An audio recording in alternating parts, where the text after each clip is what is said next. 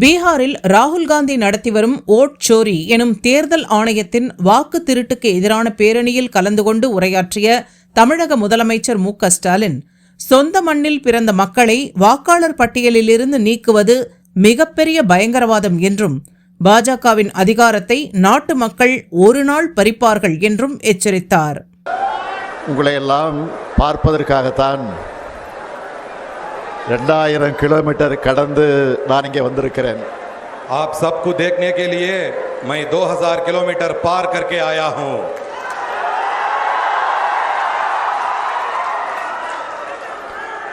சமூக நீதி, மதச்சார்பின்மை ஆகியவற்றோட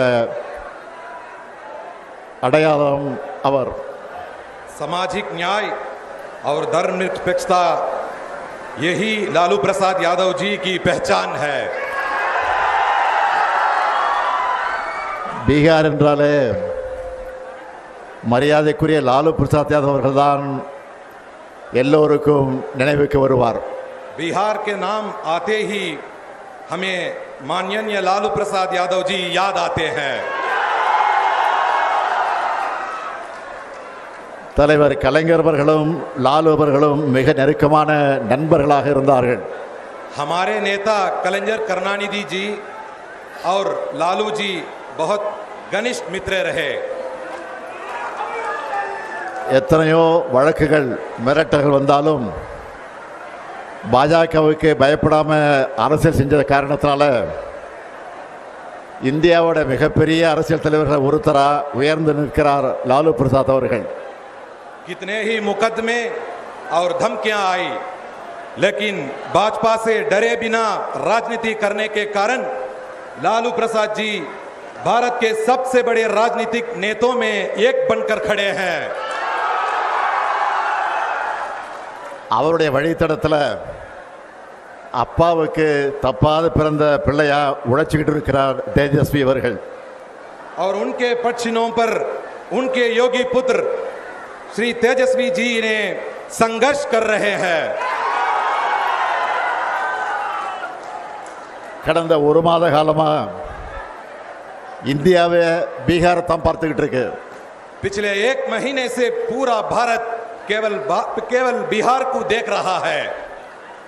இதுதான் பீகார் மக்களுடைய பலம், ராகுல் காந்தியினுடைய பலம், தேஜஸ்வியினுடைய பலம். यही बिहार की ताकत है, यही राहुल गांधी जी की ताकत है, यही तेजस्वी जी की ताकत है. இந்தியாவோட ஜனநாயகத்திற்கு ஆபத்து வரும்போதெல்லாம் அதுக்கான போர்க்குரலை பீகார் எழுப்பியிருக்கு. இதுதான் வரலாறு. जब भी भारत के लोकतंत्र पर खतरा आया, उसका बिगुल बिहार ने ही फूंदा. यही इतिहास है. லோக்நாயக் ஜெயபிரகாஷ் நாராயணன் அவர்கள் ஜனநாயகத்தின் குரலை, சோசலிசத்தின் குரலை எதிரொலித்தார். அதுக்காகத்தான் மக்கள் சக்தியை அவர் திரட்டினார். लोकनायक जयप्रकाश नारायण ने लोकतंत्र की आवाज, समाजवाद की आवाज गुंजाई और जनता की शक्ति को संगठित किया. அந்த பணியைத்தான் அருமை சகோதரர் ராகுல் காந்தி அவர்களும் தம்பி தேஜஸ்வி அவர்களும் இங்க செஞ்சுக்கிட்டு இருக்காங்க. वही कार्य मेरे प्रिय भाई राहुल गांधी जी और छोटे भाई तेजस्वी जी यहां कर रहे हैं. இவங்க போராடலாம் மக்கள் கடல் மாதிரி திரண்டு வராங்க. जहां भी वो जाते हैं वहां जनता सागर की तरह उमड़ आती है. அதுலயும் தேஜஸ்வி அவர்கள் கார் ஓட்ட அதில் ராகுல் காந்தி பயணம் செஞ்ச காட்சியை பார்த்தேன். ஏன் மோட்டார் சைக்கிள் பயணத்தை நான் பார்த்தேன். मैंने वो दृश्य देखा जब तेजस्वी जी गाड़ी चला रहे थे और राहुल गांधी जी उसमें यात्रा कर रहे थे. और क्यों मैं बाइक यात्रा भी मैं नहीं देखी. உங்களுடைய நட்பு அரசியல் மட்டும் கிடையாது, 2 உடன்பிறப்புகளோட நட்பு. आपकी मित्रता केवल राजनीतिक मित्रता नहीं है, ये 2 भाइयों की दोस्ती है. ஜனநாயகத்தை காக்க மக்கள் நலனுக்காக நீங்க ஒன்று சேர்ந்திருக்கீங்க. जनता की कल्याण और लोकतंत्र की रक्षा के लिए आप एकजुट हुए हैं. பீகார் எலெக்ஷன்ல உங்களுக்கு வெற்றியை பெற்றுத்தர போறது இந்த நட்பு தான்.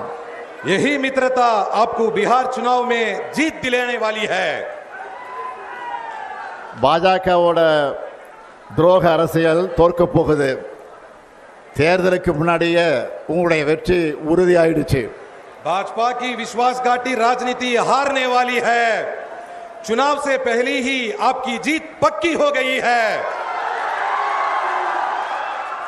அதனால தான் இந்த வெற்றியை தடுக்க பார்க்கறாங்க. इसीलिए वो इस जीत को रोकने चाहते हैं. நியாயமா முறைப்படி வாக்குப்பதிவு நடந்தா பாஜக கூட்டணி தோத்துடும்னு மக்களான உங்களை வாக்களிக்க விடாம தடுக்கிறாங்க. अगर निष्पक्ष और सही तरीके से मतदान हुआ तो भाजपा गठबंधन हार जाएगा. इसलिए जनता को मतदान से रोकने का षड्यंत्र रचा जा रहा है. தேர்தல் ஆணையத்தை கீ கொடுத்தா ஆடுற பொம்மையா மாத்திட்டாங்க. चुनाव आयोग को वो रिमोट से चलने वाली कठपुतली बना चुके हैं. 65 லட்சம் பீகார் மக்களை வாக்காளர் பட்டியலிருந்து நீக்கினது ஜனநாயக படுகொலை. 65 लाख बिहार वासियों को मतदाता सूची से हटाना लोकतंत्र की हत्या है. சொந்த மண்ணில் பிறந்து வாழ்ந்த மக்களை வாக்காளர் பட்டியலிருந்து நீக்கிறதை விட பயங்கரவாதம் இருக்க முடியுமா? अपने ही जन्मभूमि में जहां लोग रहते हैं उन्हें मतदाता सूची से हटाना क्या ये आतंकवाद से भी खतरनाक नहीं है? எல்லா அடையாள அட்டைகளை வச்சிருந்தாலும் அவங்கள அட்ரஸ் இல்லாதவங்க போல ஆக்குறது அழித்தொழிப்பு தானே. सभी पहचान पत्र होने के बावजूद उन्हें पता नहीं है ऐसा दिखाना क्या ये विनाश नहीं है? சகோதரர்கள் ராகுலும் தேஜஸ்வியும் பெறப்போற வெற்றியை தடுக்க முடியாத பாஜக கொள்ளைப்புற வழியா இந்த வேலையை பார்க்குது. मेरे भाइयों, राहुल जी और तेजस्वी जी की जीत को रोक ना पाने वाली भाजपा अब गुप्त रास्तों से ये काम कर रही है. இதுக்கு எதிராக என்னோட சகோதரர்கள் முன்னெடுத்துள்ள இந்த போராட்டத்தை வாழ்த்துறதுக்காகத்தான் நான் இங்க வந்திருக்கிறேன். इसी अन्याय के खिलाफ मेरे भाइयों ने जो आंदोलन छेड़ा है उसे समर्थन देने के लिए मैं तमिलनाडु से आया हूं. அதுலேயும் குறிப்பா ராகுல் காந்தி அவர்கள் தேர்தல் ஆணையத்தோட வாக்கு திருட்டு மோசடிகளையும் அம்பலப்படுத்திக்கிட்டு இருக்கார். இதுக்கு தேர்தல் ஆணையத்தால முறையான ஒரு பதிலை கூட சொல்ல முடியல. विशेषकर राहुल गांधी जी ने चुनाव आयोग की धांधलियों और वोट चोरी को उजागर किया है. ஆனா इसका जवाब तक चुनाव आयोग नहीं दे पाया. ஆனா ராகுல் காந்தி அவர்கள் உறுதிமொழி பத்திரம் தாக்கல் செய்யணும், மன்னிப்பு கேட்கணும்னு தலைமை தேர்தல் ஆணையர் ஞானேஷ்குமார் சொல்லுகிறார். लेकिन मुख्य चुनाव आयुक्त ज्ञानेश कुमार कहते हैं कि राहुल गांधी जी को शपथ पत्र दाखिल करना चाहिए, माफी मांगनी चाहिए. இந்த மிரட்டலுக்கெல்லாம் ராகுல் காந்தி பயப்படுவாரா? क्या राहुल गांधी ऐसा डरने वाले हैं? ராகுல் காந்தியோட வார்த்தைகள்லையும் கண்கள்லையும் எப்பவும் பயம் இருக்காது. राहुल गांधी जी की आंखों में और शब्दों में कभी डर नहीं होता. ராகுல் காந்தி அவர்களை பொறுத்த வரைக்கும் சும்மா அரசியலுக்காக மேடைகளுக்காக பேசுறவர் கிடையாது. தான் பேசுற ஒவ்வொரு வார்த்தையும் மிகுந்த கவனத்தோடு பேசுறவர் அவர். वो केवल राजनीति या मंच के लिए नहीं बोलते, जो भी कहते हैं बहुत सोच समझकर कहते हैं. இப்போ ஏன் பாஜக அவர் மேல பாயிறாங்கன்னா आज भाजपा उन पर इसलिए टूट पड़ी है. பாஜக தேர்தலை எப்படி கேலி கூத்தாக்கிடுச்சுன்னு ராகுல் காந்தி வெளிச்சம் போட்டு காட்டிட்டார். அந்த ஆத்திரத்தில் பாஜக அவர் மேல பாயிறாங்க. क्योंकि उन्होंने दिखा दिया भाजपा ने चुनाव को कैसे मजाक बना दिया है, इसलिए उन पर भाजपा टूट पड़ी है. மக்களுடைய வாக்குரிமையை பறிக்கிற பாஜகவோட அதிகாரத்தை மக்கள் நிச்சயமாக பறிப்பாங்க. அதைத்தான் பீகார்ல இப்ப கூடியிருக்கக்கூடிய இந்த கூட்டம் எடுத்து காட்டுகிறது. लोगों के मताधिकार को छीनने वाली भाजपा की सत्ता को जनता जरूर छीन लेगी, यही संदेश ये भीड़ दे रही है. 2024 நாடாளுமன்ற தேர்தலில் இந்தியா கூட்டணிக்கான அடித்தளத்தை இங்க இருக்கக்கூடிய பாட்னாவில் தான் விதைச்சோம். எங்களுக்கு சமமான அரசியல் எதிரிகள் இல்லை, எதிர்கட்சிகள் ஒன்று சேர மாட்டாங்கன்னு நினைச்ச பாஜகவோட கர்வத்தை தகர்த்த இடம்தான் இந்த பீகார்.